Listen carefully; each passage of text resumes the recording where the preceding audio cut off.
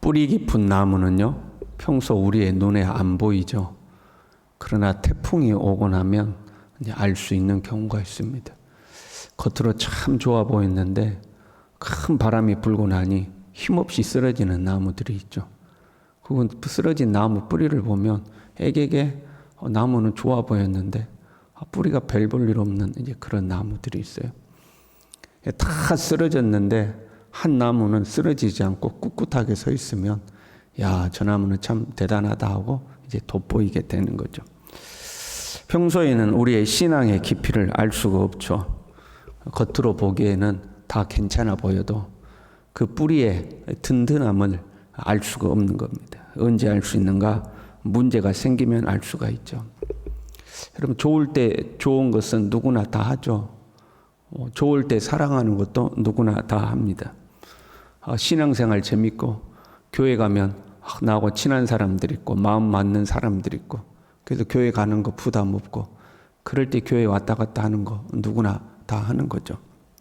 그런데 문제가 생겼을 때 어떻게 하는가? 이게 이제 그 사람의 진면목을 보게 되는 거죠. 어떤 사람들은 조그만 문제가 생겨도 그냥 이리저리 흔들리는 사람이 있죠. 말 한두 마디 자기 마음에 듣지 않는 말 들어도 그것 때문에 흔들리고 교회를 다니니 마니 이러니 저러니 막 흔들리는 사람이 있죠. 초신자 때는 그럴 수도 있어요. 그렇잖아요. 교회 처음 오시는 분들은 교회 가면 다 천사들만 있는 것처럼 생각하고 오시는 분들이 있어요. 교회 가면 다 사랑이 많고 이해심이 깊고 나를 잘 이해해 줄 것 같고 관심 가져줄 것 같고 근데 여러분 우리가 천사입니까?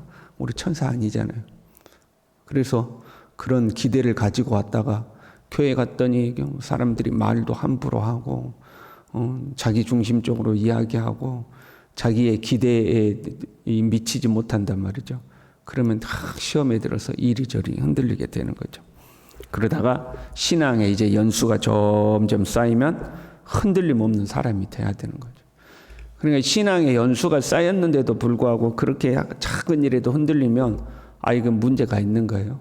신앙의 연수가 탁 쌓이면 이제 유연한 사람이 돼가지고 이렇게 저렇게 말해도 웃을 수 있고 이런 저런 일 생겨도 그냥 스펀지가 아무 충격 없이 모든 걸 흡수하듯이 다 흡수하고 받아들일 수 있는 이제 그런 성숙한 사람으로 자라나야 되는 거죠. 그래서 별게 다 와도 별 충격이 없는 거죠. 그게 이제 든든한 사람인 거죠.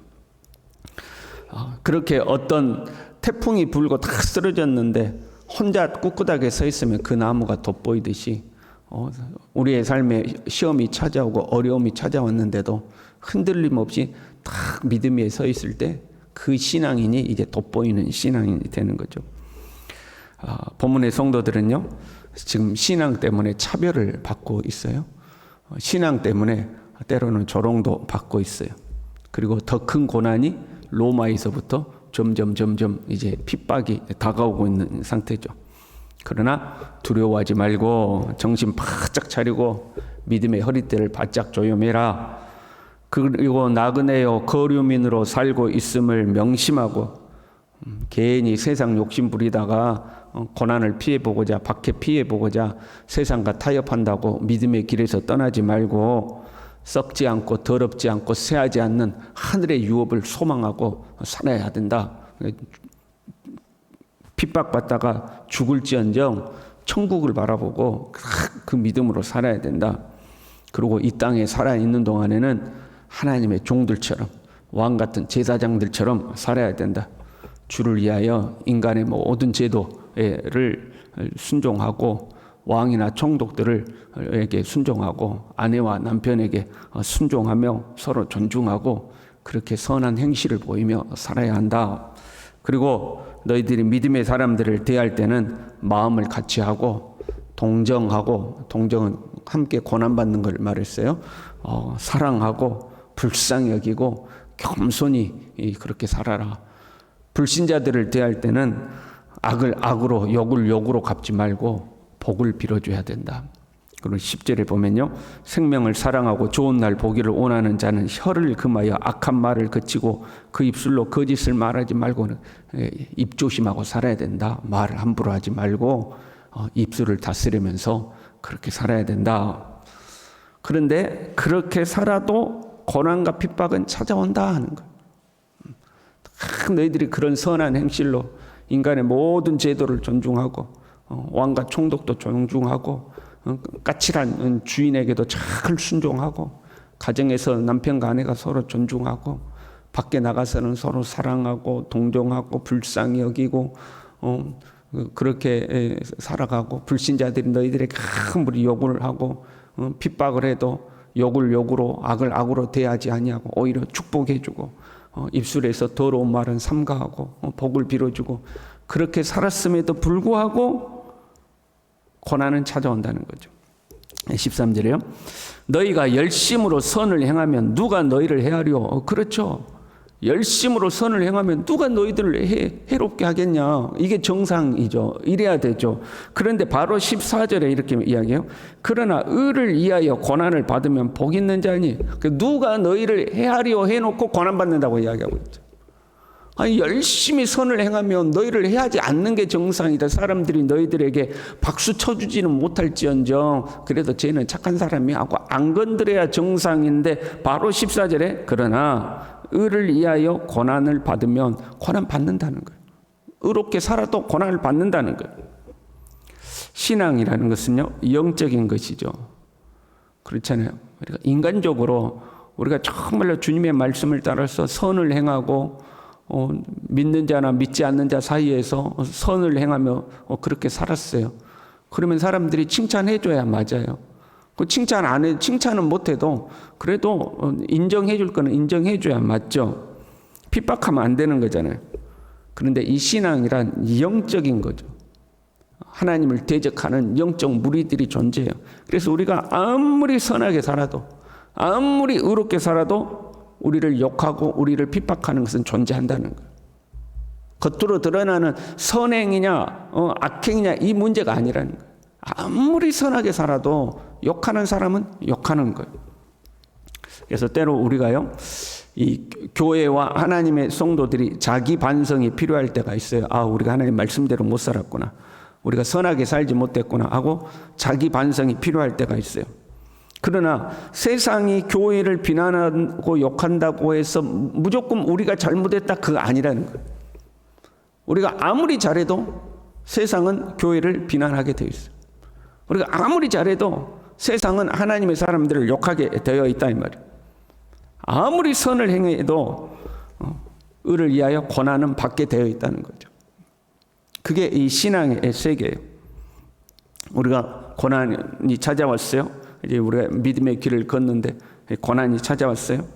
자, 고난이 찾아왔을 때에 무너지는 사람이 있어요. 그 고난 앞에 무너져 버리는 사람이 있죠. 그래서 고난 앞에 우리가 무너지면 원망이 나와요. 사람을 원망하기도 하고 때로는 하나님을 원망하기도 하죠. 자기의 삶의 형편에 대해서 불평하게 돼요. 그리고 나를 힘들게 하는 사람에 대해서 욕이 이제 나오게 되는, 욕하게 되는 거죠. 그리고 믿음에서 멀어지는 사람도 나오죠. 그럼 우리가 인간적으로 그런 사람들을 볼 때 최대한 우리가 이 불쌍히 여기는 마음을 가지면, 얼마나 힘들면 저러겠어, 이제 이 정도 이야기를 할 수 있죠. 얼마나 힘들면 저러겠어, 그럴 수는 있어요. 그러나 고난이 찾아왔음에도 불구하고 꿋꿋한 사람들이 있어요. 이제 그런 사람들이 돋보이는 사람들이에요.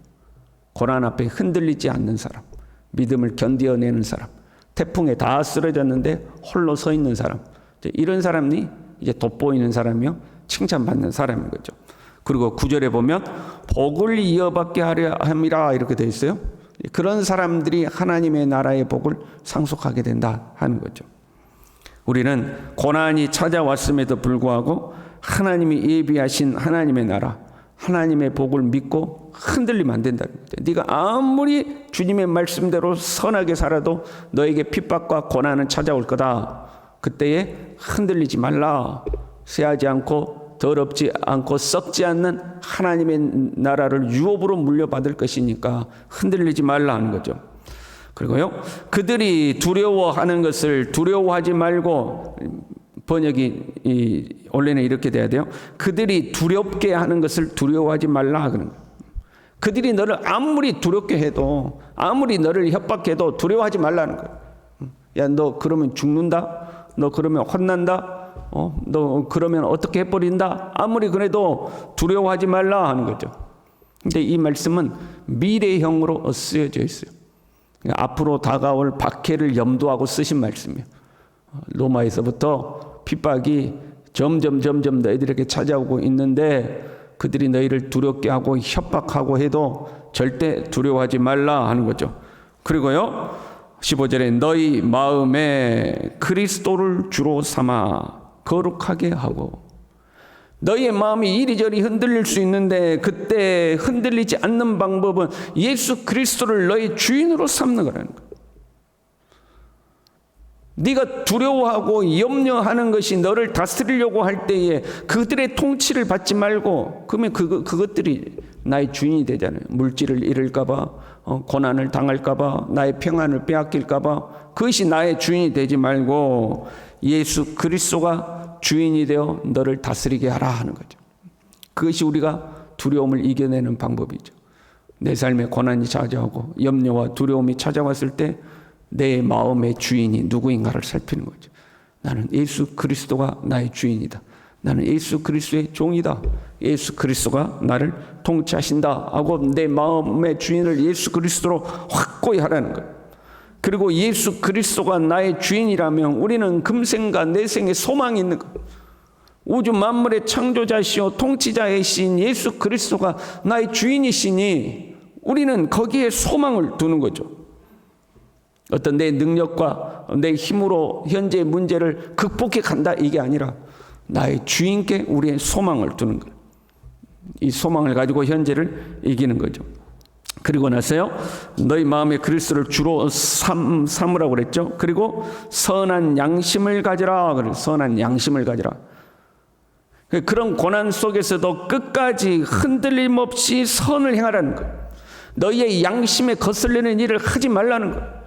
아무리 상대가 너희를 핍박해도 너희는 너희 양심에 거슬리는, 신앙 양심에 거슬리는 일을 하지 말라. 흔들림 없이 선을 행하라.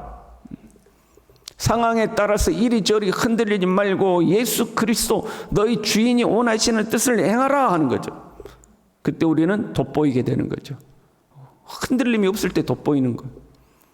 그러면 사람들이 너희 속에 있는 소망에 관한 이유를 묻게 된다는 거예요. 너는 어떻게 그럴 수가 있냐? 너는 도대체 뭘 소망하냐? 하고 우리에게 너희 안에 있는 소망에 관한 이유를 묻는 자들이 생겨나는 거죠. 그때에 우리는 마음에 준비하고 있다가 대답할 것을 항상 준비하고 있다가 온유와 두려움으로 대답해 주라는 거예요. 그러니까 고난이 하나님을 증거하는 이제 기회가 되는 거죠. 그렇게 살 수 있어야 된다는 거죠.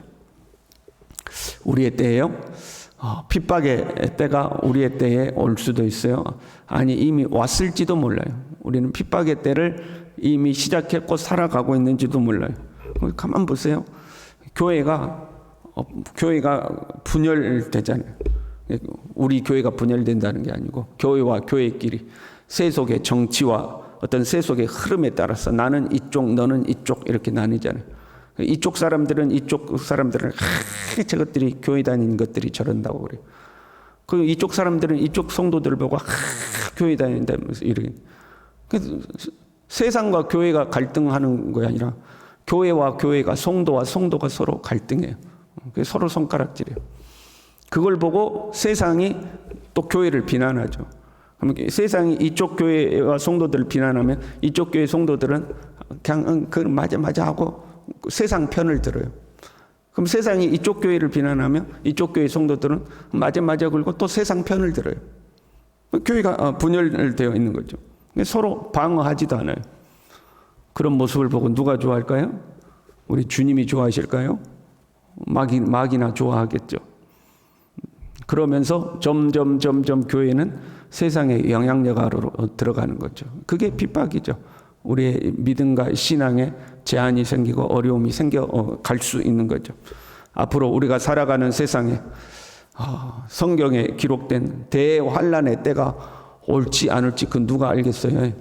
오늘이 될지 내일이 될지 10년 뒤가 될지 20년 뒤가 될지 아무도 알 수 없죠. 그러나 어떤 일이 우리의 삶에 찾아올지라도 크고 작은 문제 속에서도 굳건하여 흔들리지 말고 하늘에 소망을 두고 믿음의 사람으로 살아갈 수 있기를 간절히 바랍니다. 기도하겠습니다. 하나님 아버지, 주님을 믿고 섬기는 삶 가운데 고난이 찾아오는 것이 우리의 숙명일진데 하나님, 우리의 마음에 우리 구주 예수 그리스도를 온전히 주인으로 삼고 주인이 원하시는 대로 온전히 순종하여 살아가서 주님의 나라에 영광스럽게 들어갔을 때에 새하지 않고 썩지 않고 더럽지 않는 하나님의 나라를 유업으로 물려받는 하나님의 사람들이 될 수 있도록 우리가 이 땅을 살아가는 동안 그렇게 살아갈 수 있도록 우리 모두를 붙들어 주시옵소서. 예수님의 이름으로 기도 올리옵나이다. 아멘.